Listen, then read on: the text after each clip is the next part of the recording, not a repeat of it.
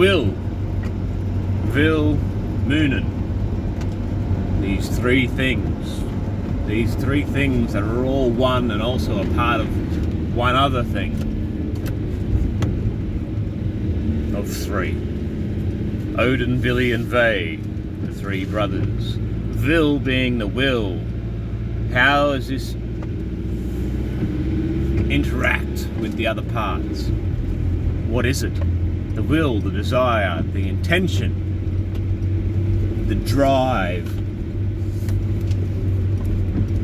Vil and Moonen are the same in many ways, but they are different in the way that they are explained and given example of.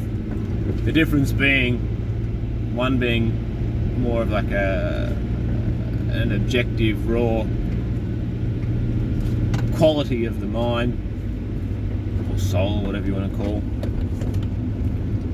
And another would be the actionable, verbalized,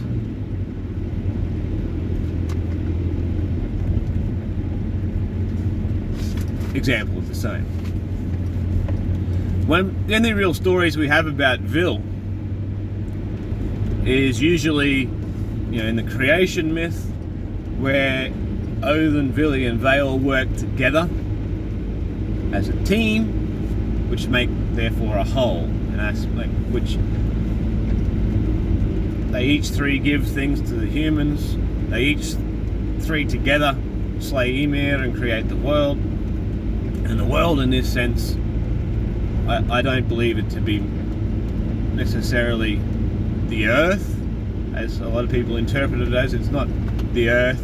It is Midgard, but I believe Midgard to not necessarily be the Earth, as in the globe or whatever. But the realm of men, the middle yard, it is the middle yard, which is the in between the out and the in, which is the body, which is the vector for the Asir, the spirits interacting with the outside world. So we are half in, we are half out in our existence. But I digress. This is about Vil specifically. Vil, Odin's brother, also Ve's brother. Vil is the desire and the intention, and the only other time we really hear about Vil is when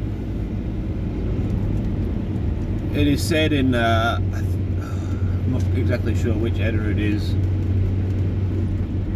but it's spoken about how Frigg, Odin's wife, lays with Odin's brothers in his absence when he is not here, or there rather, wherever we're talking about, Asgard.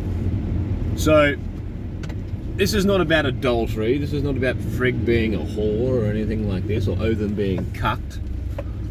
What it actually is the changing of the lead aspect of your mind. What is taking lead of your mind and your body, maybe your soul, if you want to look at it that way, when usually it's Odin that's in charge. For the most part, Odin's in charge. And what is Odin but, they say fury, madness, ecstasy, the mad one.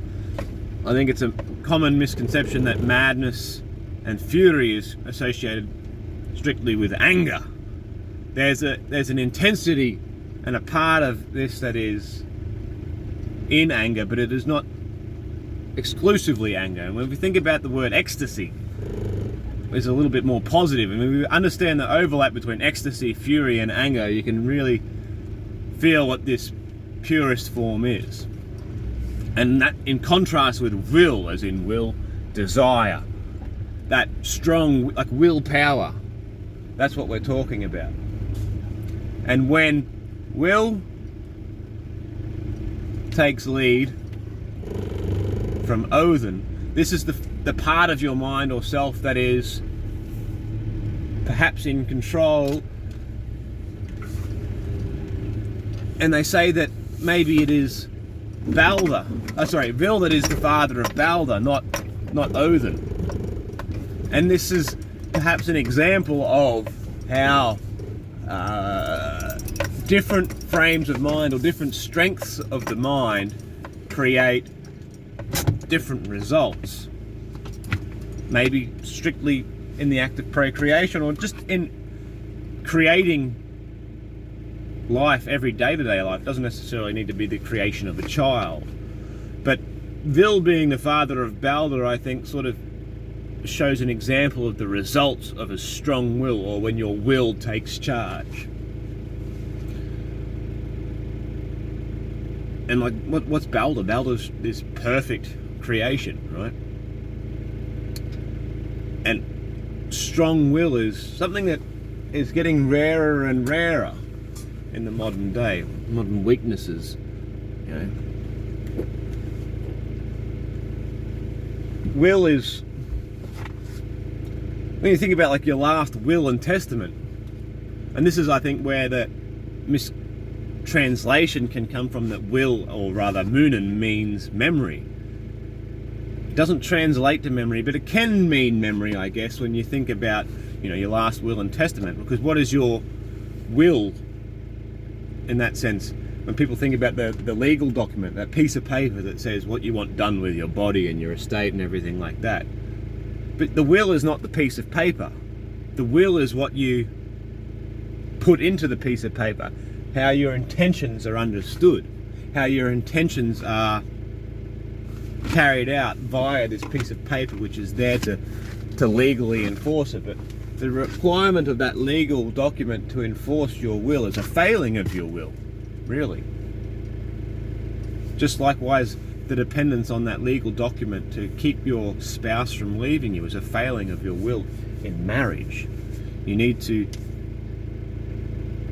will this connection forward